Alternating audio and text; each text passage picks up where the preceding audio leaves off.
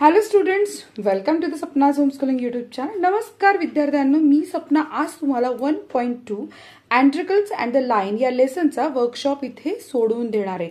तर आपण इथे प्रत्येक प्रश्नाचं उत्तर लिहिले आहे आणि या व्हिडिओचं वैशिष्ट्य म्हणजे इथे आपण लँग्वेज स्टडी सोडवलं, ज्याच्यामध्ये तुम्हाला मॉडेल ऑक्झिलरी वर्ब्स म्हणजे काय, ते कसे वापरायचे, त्याची उत्तरं कशी लिहायची हे मी तुम्हाला व्यवस्थित शिकवलेलं आहे. तर व्हिडिओ संपूर्ण बघायचा आहे. माझं नाव आहे सपना टीचर आणि मी तळेगाव दाभाडेतून आहे. तुम्ही कुठून माझा व्हिडिओ बघता, तुमच्या शाळेचं नाव काय किंवा तुमचं नाव काय मला नक्की सांगाल आणि त्याचसोबत तुम्हाला कोणते व्हिडिओ हवे तेही मला कमेंट करून सांगा. मी तुमच्या कमेंट्सशिवाय नक्की बघेल. तर let start to write Androcles and the lion workshop. 1.2 Antricles and the Line Workshop, 8th Standard English. So first question आहे, match the phrases in column A with their meaning in column B. Phrases म्हणजे अर्थपूर्ण शब्दसमूह ज्याचा तुम्हाला सातत्याने वापर होणार आहे 8वी 9वी 10वी, त्यामुळे लक्षात ठेवा. आता या फ्रेजेसचा आपल्याला जोड्या जुळवायच्या आहेत. लुकिंग आउट फॉर म्हणजे बघणे, ट्राइंग टू सर्च फॉर म्हणजे शोध घेणे आणि बघणे, फेस टू फेस समोरासमोर, in front of each other एकमेकांच्या समोर, समोन अप करेज म्हणजे धैर्य एकवटणे, try to be brave, rage melted म्हणजे राग शमला शांत झाला, अँगर रिड्यूस, बी मूड बाय म्हणजे आपण पुढे फिल्ड विथ सॉफ्ट फिलिंग म्हणजे एखादं दुःख वेदना हृदयात साठते ना त्या हिशोबाने येते. आता पुढचा जो आपला नेक्स्ट क्वेश्चन आहे तो आहे read the following sentences from the story. आता आपण काय करायचंय, गोष्टीमधनं ही वाक्य वाचायचे. They were bound by law to obey their master. The king kind man bound up the lion's injured paw. The lion bounded towards Androcles again. The word bound. आता हा बाउंड हा शब्द तीनही वाक्यांमध्ये, पण त्याचा 3 वेगवेगळे अर्थ आहेत. तर हे 3 वेगवेगळे अर्थ आपल्याला नेमके बरोबर त्या वाक्याच्या समोर लिहायचे. बघायचे कसे दाखवते. सगळ्यात पहिलं सेंटेन्स आहे they were bound by law to obey their master. Answer आहे बी. आता पुढे आपण बघतोय the kind man bound up the lion's injured paw. याचा आन्सर आहे सी. थर्ड आहे sentence the lion bounded towards Androcles again. याचा आन्सर आहे A. Okay, you got the answers now. Now the next question is B read the following sentences from the story. त्यांनी काय म्हटलं, आता ही 3 वाक्य तुम्हाला मिळालीत. ओके, ट्रान्सलेट करायचे ABCला. हे 3ही वाक्यांना आता आपण ट्रान्सलेट मराठीत करायचं. कसं करायचं सांगते मी तुम्हाला. पहिलं वाक्य काय, they were bound by law to obey their master म्हणजे काय, मालकांच्या आज्ञा पाळण्यासाठी ते कायद्याने बांधले गेलेत किंवा त्यांना त्यांच्या मालकांचे नियम पाळणे हे कायद्याने बंधनकारक होते. सेकंड जे सेंटेन्स आहे ते आहे the kind man bound up the lion's injured paw. त्याच्यामध्ये त्या दयाळू माणसाने सिंहाचा जखमी पंजा घट्ट बांधला अर्थ होतो. आणि थर्ड सेंटेन्स आहे the lion bounded towards Androcles again म्हणजे अँट्रिकल्सकडे सिंहाने पुन्हा झेप घेतली. सो आपल्याला याची उत्तर मिळाली. नेक्स्ट क्वेश्चन आहे find from the story the antonyms. हे पण फार महत्त्वाचं आहे कारण आपल्याला पॅसेज रायटिंगच्या वेळेस कामाला येतं, हे उपयोगी येतं. इथे काय म्हटलंय, तुम्ही गेम पण घेऊ शकता वर्गामध्ये. चला आपण गेम सारखंच करूयात फटाफट. काइंड अपोजिट काय, अँटोनिम म्हणजे विरुद्धार्थी, क्रुएल. नेक्स्ट आहे 3 घेतलेत आपण सरळ. पुअर वेल्दी श्रीमंत गरीब. स्लेव मास्टर म्हणजे हाय आणि लो. स्लेव म्हणजे गुलाम. पनिशमेंट रिवॉर्ड म्हणजे शिक्षा आणि बक्षीस. अनबाउंड आणि बाउंड. सो नेक्स्ट आपला आहे शब्द टेंडर टफ आणि हॅपी अनहॅपी. आता आपण पुढे बघणार आहोत सिनोनिम्स. सिनोनिम्स म्हणजे काय, समानार्थी शब्द. तर इथे काइंडचा होतो जेंटल. पाठ करा, हे परीक्षेला येतात. पुअर नीडी, स्लेव सर्वंट, हाय टॉल. आणि फार महत्त्वाचे वर्ड्स आहेत पनिशमेंट, पेनल्टी, अनबाउंड, फ्री. ठीक आहे. सो सिनोनिमचे अर्थ वेगळे आणि विरुद्धार्थी वेगळे antonyms. Tender, soft, happy, glad. Same वर्डचे सिनोनिम्स अँटोनिम्स. आता आपण बघतो की find from the story 5 words that describe the sound made by the lion. आता इथे आपण सिंहाने कोणते कोणते आवाज केले, त्याला काय काय म्हटलंय. मोंड, रोअर्ड, विम्पर्ड, ग्रोल्ड आणि पर. माझ्याकडनं कुठला वर्ड राहिला असेल तर तुम्ही प्लीज तो ॲड करा. आता आपण नेक्स्ट सेंटेन्स जे बघतो ते write the reactions that followed each of the actions given below. म्हणजे इथे काही कृती दिलेल्या आहेत, त्या कृतींच्या मागे कोणत्या कोणत्या प्रतिक्रिया किंवा कोणत्या कोणत्या गोष्टी ॲक्शन्स घडल्यात. सगळ्यात पहिलं वाक्य आपलं इथे येतं आहे की Androcles did not like his cruel master. अँड्रोकलला त्याचा क्रूर मालक आवडत नव्हता.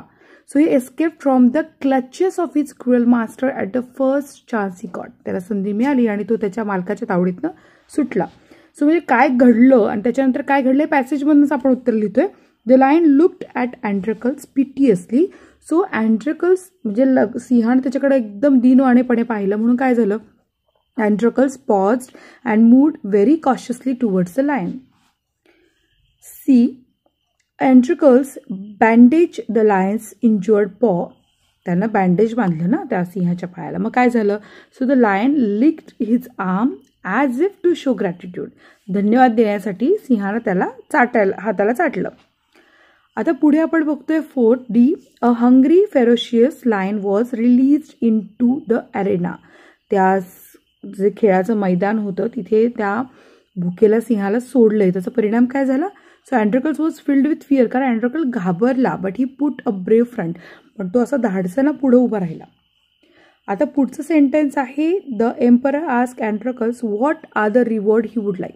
राजाने विचारलं तुला काय बक्षीस हवंय, तर तो काय म्हणाला, Androcles replied that he did not want anything. त्याला काही नको आहे for himself, but he wanted the lion to be set free too. तो सिंहाला सोडा, बाकी मला काही नको आहे. कसली भारी मैत्री ना. ही आहे, the lion reach Androcles and. तर सिंह अँड्रोकलकडे गेला आणि काय झालं, then it moved slowly forward. तो हळूवार गेला आणि all its rich to have melted. त्याचा राग सगळा निवळला. पुढे आपलं जे प्रश्न आहे तो आहे write in your own words. आता तुम्ही तुमच्या शब्दात लिहिणं अपेक्षित आहे. मी तुम्हाला इथे गायडन्स देते, मी लिहून दाखवते कसं लिहायचं. The condition of slaves in ancient Rome. म्हणजे प्राचीन रोममध्ये गुलामांची परिस्थिती काय होती, तुम्हाला काय वाटते गोष्ट वाचून. तर ही परिस्थिती काय होती, in ancient Rome the condition of slaves was critical. Slaves were forced to work for their masters and had to do whatever their masters told them. They had no freedom, no rights. Even when they were unhappy with their master, they could not leave. They were bound by law to obey their master, no matter how wicked he might be. जो next point आहे तो आहे qualities of Androcles. काय काय वैशिष्ट्य होते अँड्रोकलची. उत्तर आहे, Androcles was kind, gentle and courteous man. He was a slave, but he had his own self-respect. He was very kind-hearted. He helped the lion when it was injured.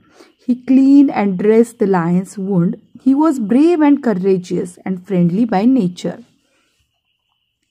So next आहे, even wild animals can be our friends. म्हणजे जंगली श्वापद आपले मित्र होऊ शकतात.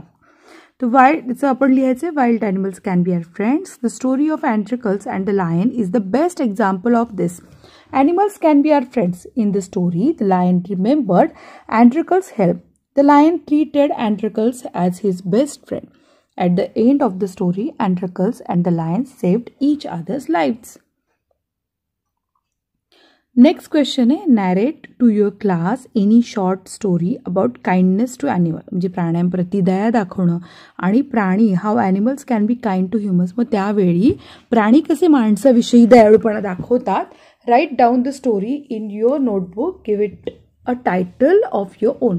म्हणजे आपण दयाळूपणा दाखवला आणि मग त्या प्राण्यांनी आपल्याला कसं दयाळूपणा दाखवलं याबद्दल आपण काय करायचं आहे, एक स्टोरी लिहिली. मी इथे लिहून दाखवली. तर तुमच्यापैकी प्रत्येकाने कधी ना कधी कुठले ना कुठलं प्राणी तुम्हाला आवडलाच असणार आहे. कोणता प्राणी तुम्हाला आवडतो मला कमेंट करून सांगू शकता. टायटल आहे a little act of kindness.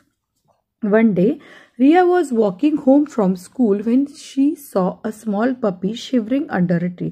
म्हणजे कुत्र्याचं पिल्लू थरथरत झाडाखाली उभं होतं. It was raining heavily आणि खूप पाऊस पडत होता. And the puppy looked scared and hungry. आणि ते कुत्र्याचं पिल्लू भुकेलं आणि घाबरलेलं दिसत होतं. Riya quickly took off her raincoat and covered the puppy to protect it from the rain. रियाने तिच्या अंगावरचा रेनकोट काढला आणि त्या कुत्र्याभोवती गुंडाळला जेणेकरून ते कुत्रा पावसाच्या पाण्यापासून सुरक्षित व्हावा. She carried the puppy home. मग तिनं त्या कुत्र्याच्या पिल्लाला घरी नेलं. Gave it warm milk and dried its fur with a towel. मग तिनं त्याला एक गरम दूध आणि त्याला छान टॉवेलनं गुंडाळलं. पुढे असं होतं, her parents agreed to keep the puppy until it got better. तिचे आई वडील म्हणाले ठीक आहे, तो आत्ता आजारी आहे, तो त्याला बरं वाटेपर्यंत आम्ही घरात ठेवण्याची परवानगी देतो. Riya named it Lucky. रियाने त्याचं नाव लकी ठेवलंय. A few days later Riya was playing in the garden. काही दिवसांनी रिया गार्डनमध्ये खेळत होती. When a snake came near her, आणि तिथे एक साप आला. बिफोर शी कुड स्क्रीम, ती किंचाळायच्या आत Lucky bark loudly and scared the snake away. असा लकी ओरडला आणि तो साप तिथून निघून गेला. Riya was safe. रिया सुरक्षित झाली होती आत्ता. ऑल बिकॉज ऑफ द पप्पी. कारण हे सगळं त्या पप्पीमुळं, लकीमुळं शक्य झालं होतं. शी वन्स हेल्प, म्हणजे तिने एकदा हेल्प केली. पण या गोष्टीचं मॉरल काय? Kindness to animals always comes back in beautiful way. कधीही प्राण्यांना प्रेम केलं ना ते परत आपल्याकडे फिरून येतं.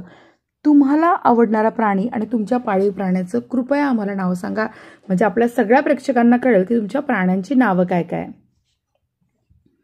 आता लँग्वेज स्टडीचा महत्त्वाचा टॉपिक आहे, स्किप नाही करायचा, लक्ष देऊन बघायचा. आता इथे काय आहे? ऑक्झिलरी व्हर्ब्स आहेत. Verbs that help to form tenses. क्रियापदं ओळखण्यासाठी यांची फार गरज आहे. मूड करण्यासाठी गरज आहे, व्हॉइसेस करण्यासाठी गरज आहे. सो यांचा फार उपयोग आहे आपल्याला. आणि हे काय काय प्रकारे असतात बघा. बी असतो, कॅन असतो, मे असतो, विल असतो.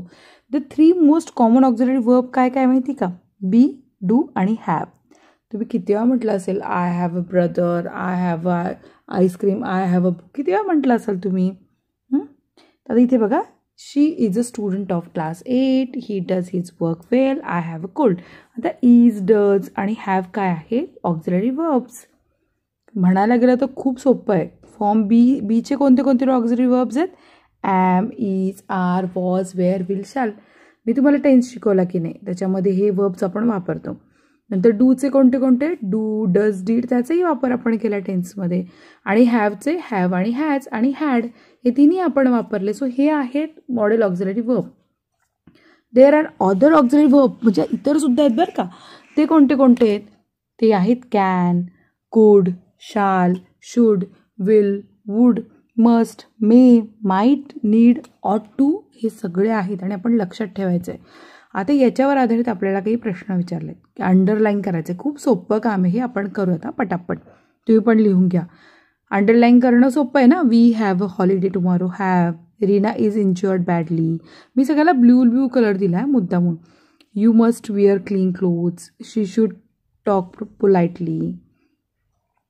दे डिड नॉट हेल्प मी, त्यांनी मला मदत नाही केली. A big thorn had pierce the lion's toe, had. The lion was caged. Androcles did not like his master. Was, did not, had, did not, हे सगळे काय ऑक्झिलरी वर्ब. आता they could not leave him, तर could not. He would no longer be slave, तर इथे would. The slaves were force to work. We should show kindness to animal. तर हे सगळे ब्लू जे वर्ड्स होते हे सगळे काय ऑक्झिलरी वर्ब्स आहेत. तर मला खात्री की तुम्हाला व्हिडिओ आवडला असेल तर नक्की लाईक करा, चॅनल सबस्क्राईब करा आणि मला तुमच्या अमूल्य कमेंट्स पटापट द्या. आता तुम्हाला छान छान लिहिता येतं ना.